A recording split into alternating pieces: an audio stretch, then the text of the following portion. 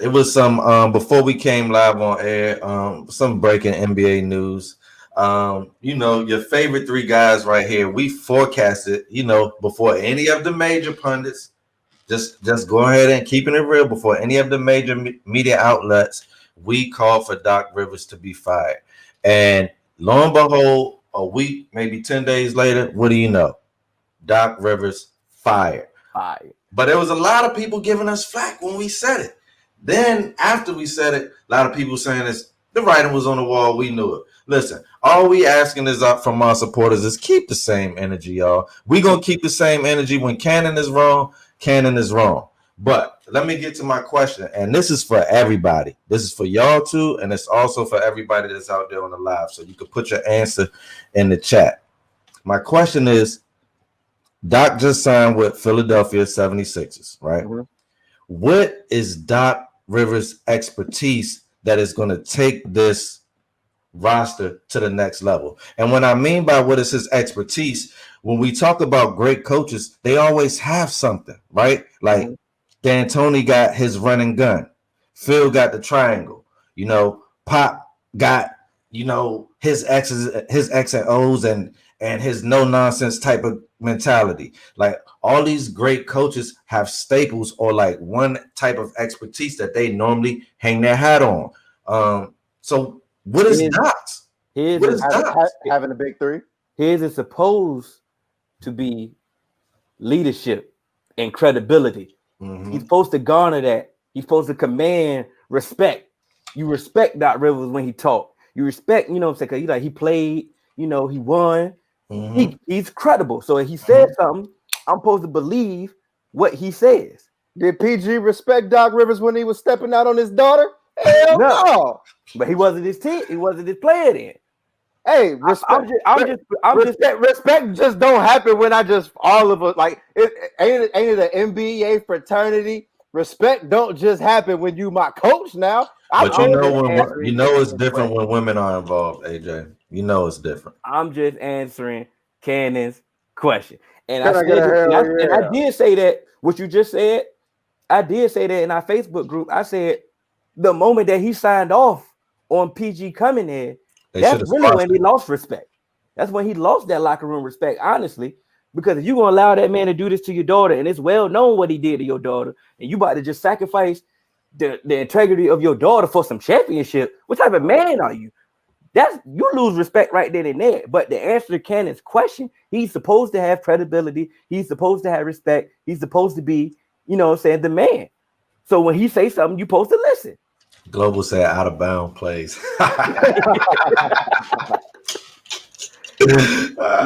Mike said, let's say defense and having a strong team mentality. You feel what I'm saying? That's what he's supposed to hang his hat on. But I don't know if he hangs his hat on defense. I've never heard people really say that Doc is a defensive guru. Doc really have benefited from having a big three. So it's like, of course, if you have a big three a lot, he's had Kevin Garnett, Ray Allen in them. He had Blake Griffin in them. So if you always have a big three, you're probably going to be able to play some defense. And not even a defensive mentality, but look at the players that he's had. It wasn't like DeAndre Jordan wasn't just, some offensive threat. No, he was the defensive and catch some lobs. Mm-hmm. Kevin Garnett, when he was with the big three, he was more so of the intensity, and I'm gonna play defense, and I'm gonna be. He was more so of the third guy because he's gonna stretch. He was gonna stretch the floor, but he gonna get rebounds and he gonna play hard. Yep. And then he had what? Big Baby and all Kendrick Perkins and all them other niggas. Like, so it wasn't like he had stars. He had people that were there. Look, hey, you're not here to get points. Because when somebody is in the NBA and they think that they can get buckets, they're gonna try and get buckets. But from what we've seen numerous coaches have a lot of players and they can't handle them players. They can't handle these egos. They can't handle none of that. Doc has shown. I'm riding with you on that, Hill. Of course, he only has one ring. We know we know his limitations, but we talking about what he hangs his hat on. Yeah, he's hanging his hat on managing these personalities. I can be able to handle y'all. Yeah, I can agree with that. So second part of my question is, okay, if we all agree that leadership is Doc's expertise that he's going to hang his hat on. Is that going to be enough to get the Sixers over the hump? And by over the hump, I don't even mean a chip. I just mean to the Eastern Conference Finals. See, but the issue, okay, last week, what was it, 78, episode 78, we bashed Doc. We told you about Doc's limitations. We told you all that and whatsoever. But what we about to do right now is still let you know that he is a massive upgrade over Brett Brown. Mm-hmm, absolutely. That lets you further now. I'm walking in the building. That's credibility. I'm better than Brett Brown. Mm-hmm. So that right there is gonna hold something right then and there. They have a personnel issue though. This spacing is awful with Embiid, Horford, and that's why Ben is not shooting. Tobias. Doc Rivers ain't gonna do shit. He can't do nothing with this unless it's gonna be a personnel change. Doc Rivers is not gonna make this team better. He's not gonna get this team over the hump. What type of personnel change you think they need, AJ? Shooters. But are there a lot of free agent shooters? I don't think so this year, bro. I just need something. So I mean, but what would you do if you Doc Rivers and Philly? What move you want to make here? Who you want to bring to the? I'll fuck around and call Jimmer Fredette, goddammit, but somebody who can make a three. No, somebody gonna think that's a troll. Somebody's really gonna think that's a troll. But I'm dead ass serious. I feel you. He don't got to do nothing but run around screens and try and get an open shot. But like I said, any shooter, anybody that's capable of shooting, because you have the wing defenders, you have the slashers, you have a good core. You have a good core of people. You just need some shooters, and you need another facilitator. Chris is right. Shout out to Chris Brooks. He right. They don't have no clear leader among the players, man. That's Doc.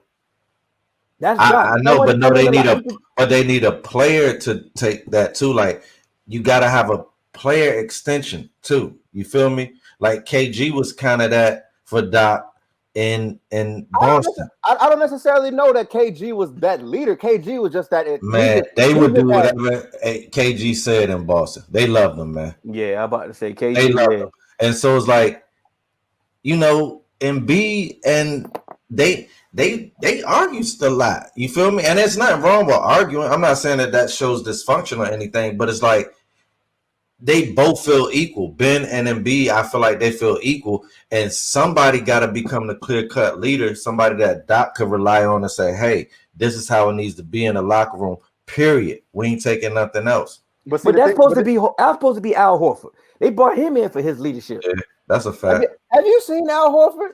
I'm answering you questions, brother. I'm not about you. No. What I need to happen is Ben Simmons and Joel Embiid, whatever issues or anything that they may have, they need to have a Michael Jordan, Steve Kerr. Somebody got to get punched in the face, and then establish dominance and be like, okay, now I'm the alpha on this team. Yes, you are good, but somebody need to be established Batman and Robin. See, I think that's just me. I think that's a media blown thing. I'm not saying that any tension does exist. I'm saying somebody needs to establish who's the one and who. I don't care if you want to be the 1A and 1B, but even when LeBron went to the Heat, even when PG and Kawhi went to LA, it was almost like you kind of knew when it came down to it, like, hey, I'm gonna kind of run this shit. Mm-hmm. You get what I'm saying? You shouldn't be up in arms about who's in charge. But I don't think it's like they both want to be number one. I get it, but two things need to really happen before anything. Joel got to get in shape. And Ben Simmons got to shoot something. I mean, we need an elbow jumper or something. He just need an elbow jumper, and that's what I've been saying. Stop trying to perfect the long ball because it ain't gonna happen for you. Work on the elbow jumper. That's what KG had that could stretch that floor. Like AJ said, KG was really there for rebounds and intensity and to be an enforcer. But guess what? As soon as you forgot about him, bam, hit that jumper from the elbow. And it was all the time he made it. So it's like, bro, if you ever think about leaving me, I'm at least going to get my shot instantly on you. So don't even think about it. It kept teams honest. But the fact that Ben Simmons can't shoot, that allows teams to just pack the paint on them. And you saw what happened. They couldn't even get a win in a bubble, man. It was god awful. See, this is my thing, Chris. I believe you got to trade one of those guys if Simmons can't shoot. Okay, then what? You trade him, and then what? You get a whole bunch of people around Ben Simmons, and he's still not shooting. And then what? You just defended him like you do the Greek Freak, like. And then what? But at least the Greek Freak working on being better at shooting. We seeing progress. The Greek Freak tries, bro. Like he at least tries. I'm just saying. Like to me, like it was like we brought up when we first had this conversation about Ben Simmons in the playoffs not shooting.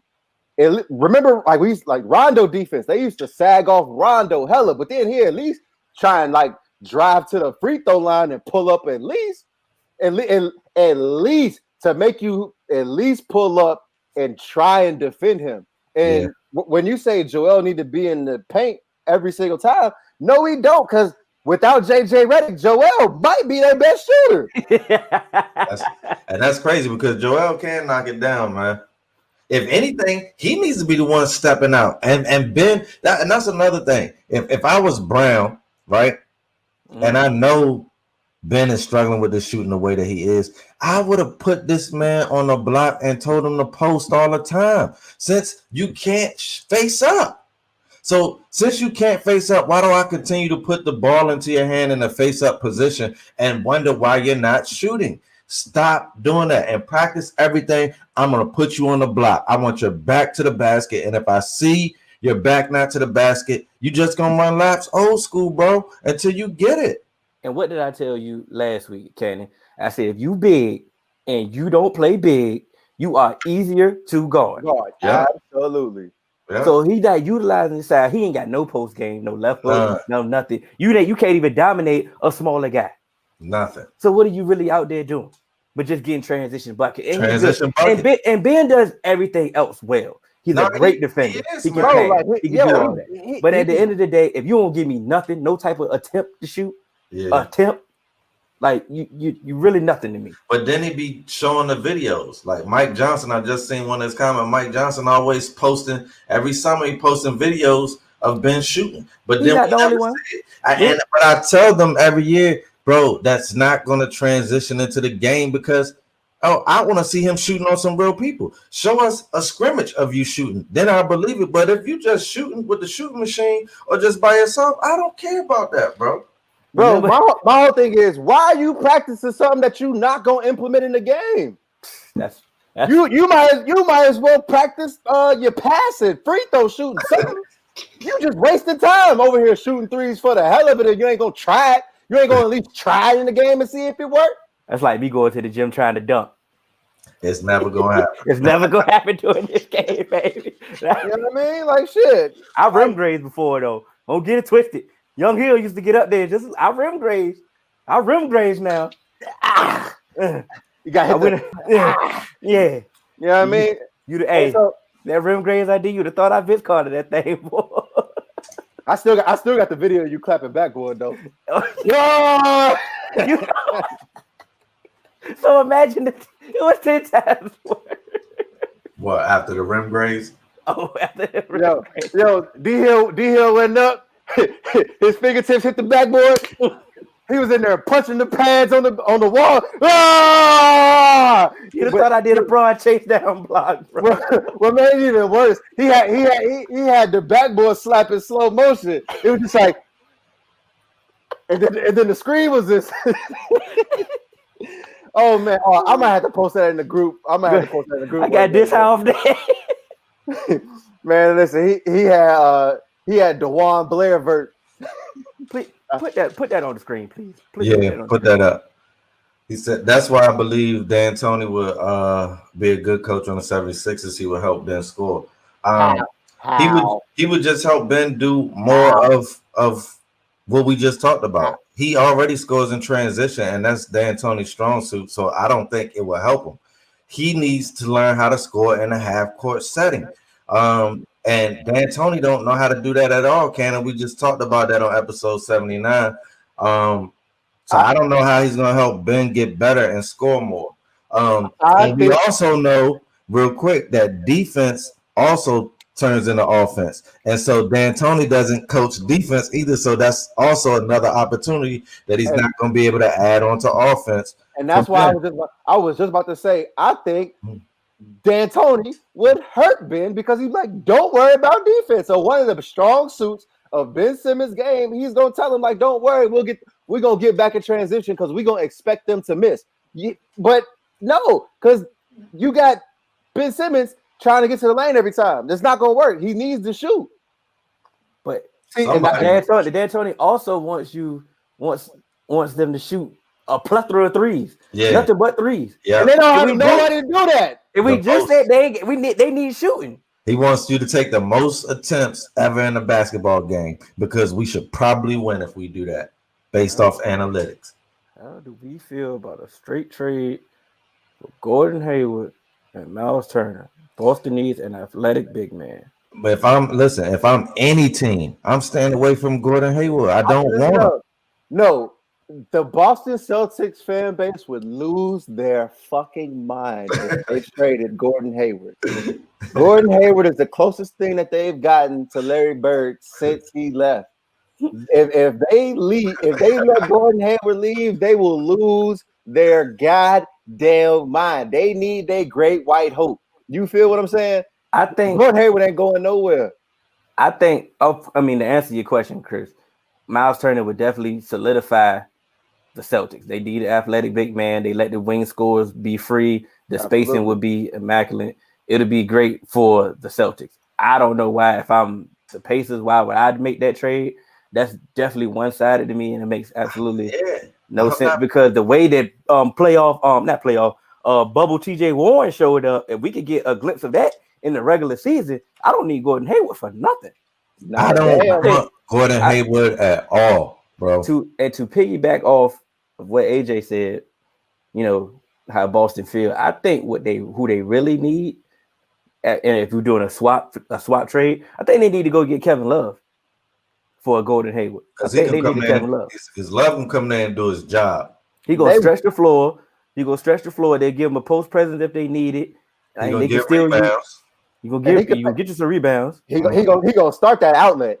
Oh, for sure. Oh yeah, he definitely that outlet pass is his. I think they should find a way. To get Kevin Love.